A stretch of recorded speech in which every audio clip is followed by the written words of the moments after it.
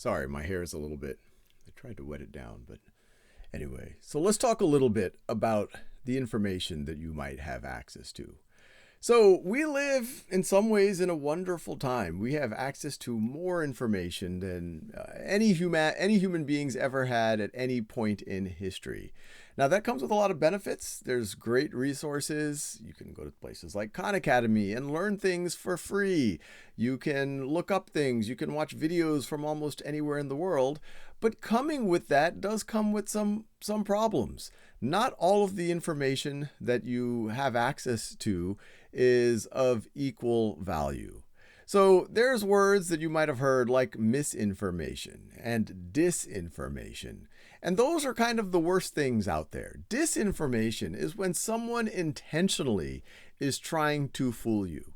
And disinformation has gotten super powerful lately with things like artificial intelligence and deepfakes. People can literally create a video of something that never happened, and it can look very, very credible. And oftentimes it'll be just believable enough that someone will say, oh my God, I can't believe that happened, especially if it already validates a point of view that they already have. They'll post it on social media, share it with their friends, and I forgot the exact saying, but they say, it's something like, a lie can spread around the world while the truth is still putting its shoes on.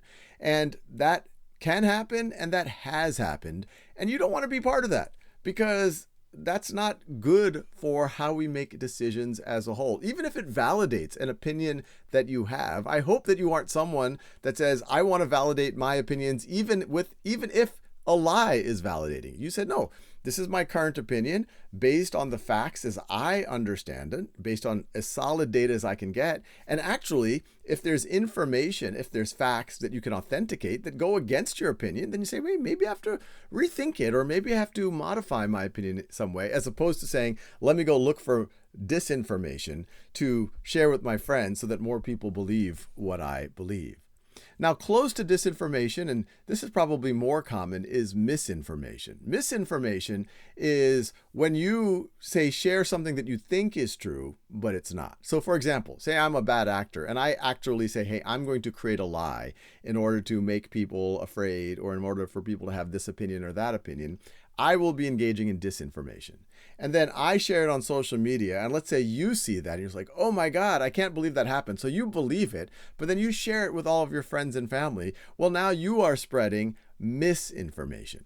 And I'll put another category, and I actually think this is where social media has maybe harmed us a little bit, or a lot of it, is there's sometimes truthful information, but if you're only getting truthful information that validates one side or one point of view, you're not getting the big picture. And also sometimes there's truthful information, but it's packaged in a way that it skews your point of view. So we want information that is truthful, that can show both sides or multiple sides. Sometimes there's more than two sides to an issue, and is conveyed in a way that doesn't immediately force some type of opinion. What do I mean conveyed in a way? Well, some of these political ads, you can see they put it in black and white and they make the opponent look evil. Or you'll see a lot of graphs where they'll say, oh, the stock market collapsed today. And they'll show, and it looked like it went from, something to zero. But if you look at what the marker is, that's not zero there. It's still some high number. So they just zoomed in on the part that collapsed. So if you just look at it, you're like, oh my God, the world is ending. But maybe it's not, maybe it's not. So the question you should ask is, most of us don't have the power to change all of these actors in the world, but what can we do ourselves in order to protect ourselves and our communities and, frankly, our democracy? Because if we have the right, if we, the people, are going to be making decisions, we have to be optimally informed here. And so the number one thing you should do is try to figure out whether what you're looking at is real. And there's multiple ways of doing that. You can look for other evidence, whether that's through a web search, now you can talk to AIs, maybe even talk to some people. There are a few things that I thought were real. There was this video of a kangaroo trying to board a flight, which I kind of wanted to believe. And I actually did share it with some friends. And then they were the ones to point out, said, Sal, I can't believe you fell for this. That is a deepfake AI, and I was disappointed because I'd like to believe we live in a world where kangaroos try to board flights. But my friends helped me not spread misinformation. I would argue that was fairly harmless, but still, I do not want to be the one spreading that type of misinformation. So when I see something, I try to do multiple news sources. I try to look at news sources that, even if many people believe might have a certain bias, pro, against something, that at least I believe that they're validating their work. So it could be a lot of the mainstream newspapers, et cetera, magazines, other major international groups. They oftentimes will publish data that you can go and validate. And once again, not a lot of these newspapers have their own biases, but the more credible ones will at least try to validate the information.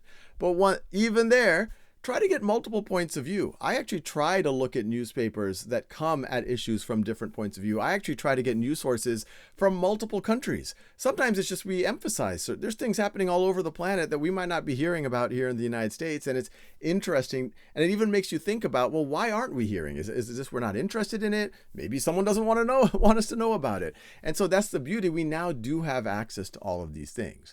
So generally speaking, when you look at information or news, pause, see the source, think hard about whether you are getting one side of the story, even if you can validate it. And social media, as I said, it kind of just tries to reinforce your own point of view. It just tries to keep you clicking. It's trying to manipulate your brain.